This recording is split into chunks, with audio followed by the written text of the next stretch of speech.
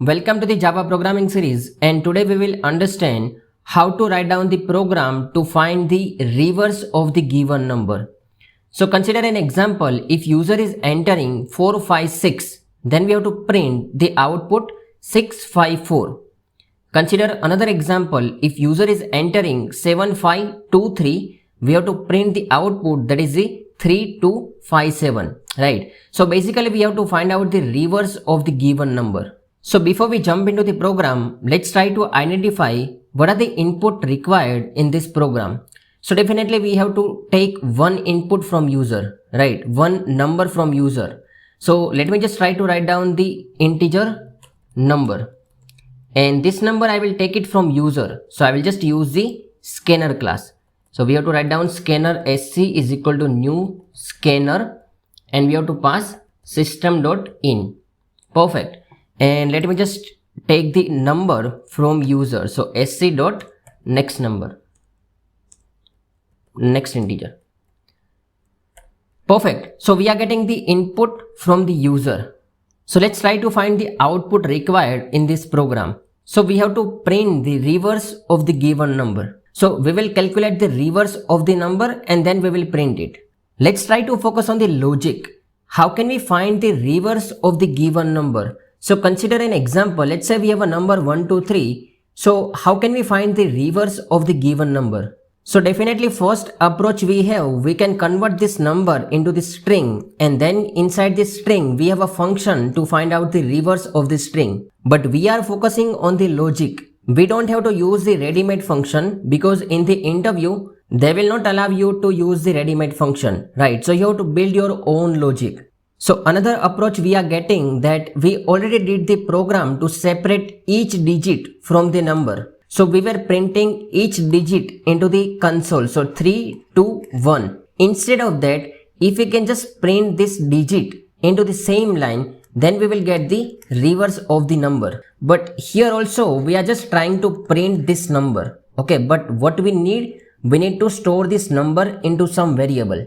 So after separating each digit, let's say 3, 2, 1, you don't have to print each digit. You have to build the number from this digit, right? So you have to combine this digit. So before we find out the reverse of the given number, we have to separate each digit from the number. Then we can combine that digit and we can create a reverse of the given number. So first of all, let me just write down the program to separate each digit from the number. So we already did that program. I will just try to write down that program here. So let's say user is entering some number. I will just take the while loop. Number is greater than 0. And I will try to print the last digit into the console. And after that, number is equal to number divided by 10. So if I'll try to run this program, let's say I'm entering 1, 2, 3, then we are getting the each digit of this number into the separate line. So we are separating each digit from the number. But here what we have to do, we have to combine this digit, right? We have to combine 3, 2, 1 and we have to print 3, 2, 1 into the console. So now we have to find out how to combine the different digit and create a number. Okay, so take an example. Let's say you have a number that is the 3 and 2. So if you want to combine and if you want to build the number 32, then what you will do? So what we can do here, we can multiply 3 with the 10 and we can add 2. So it will be a 30 plus 2, it will be 32, right? Perfect. Let's say we have a 32 and again we are getting the next digit, let's say 4. Now how can we combine 32 and 4? So again you have to multiply the first one with the 10 plus second digit. So it's a 320 plus 4, so it's a 324. Take another example. Let's say we are getting the 5. Okay, so next digit we are getting 5. So I want to merge or I want to combine 5 with this number. So what we need to do? We just have to multiply this number 324 with the 10 plus we can add the next number. So it's a 5.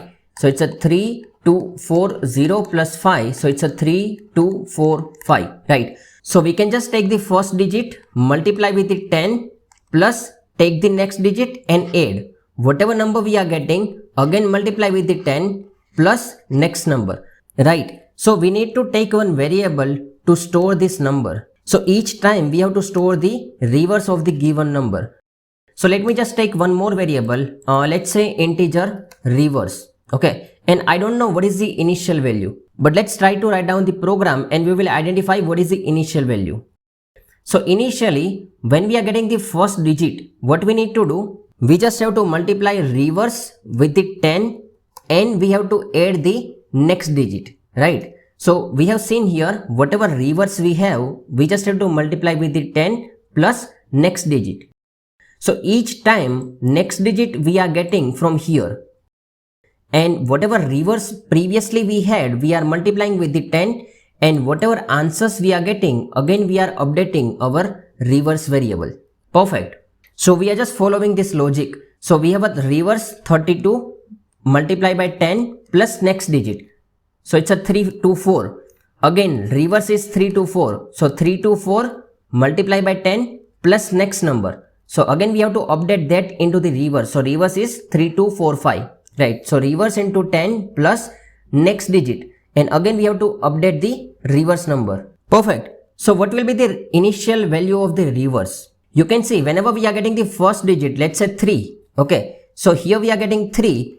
And what will be the initial value of the reverse? So whenever we are getting 3, it's a single digit, right? So reverse of the 3 is a 3 only, right? So we don't require this actually. Whenever we are getting the first digit, we don't require this. So we can just make reverse is 0, right? So 0 multiplied 10, it's a 0 only. So reverse will be 3 only.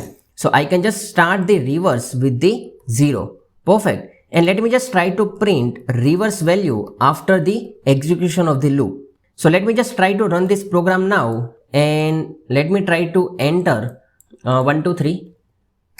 We are getting 3 to 1. Perfect. Let me run this with the another number. Let's say this one.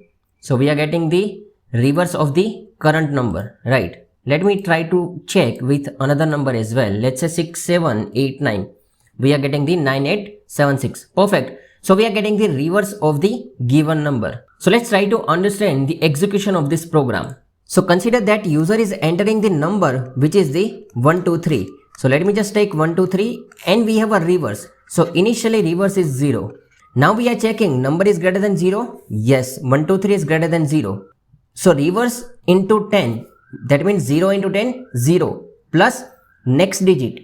So what is the next digit here? It's the last digit of the number, right? So that will be assigned into the reverse. So reverse is now 3. And then we are removing the last digit from the number. So number is 12.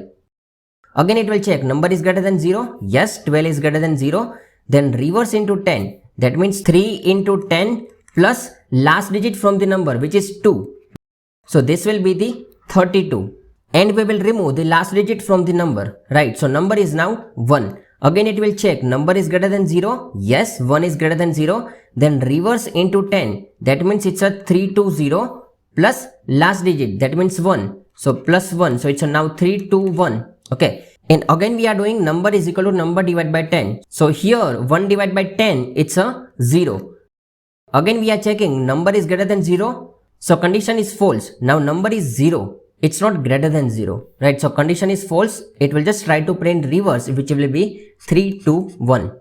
Perfect. So we have solved the program to print reverse of the given number. So that's it for today's video. I hope you enjoyed it. If you have any comments regarding this video, try to write down into the comment section. Thanks everyone and we'll see you into the next video.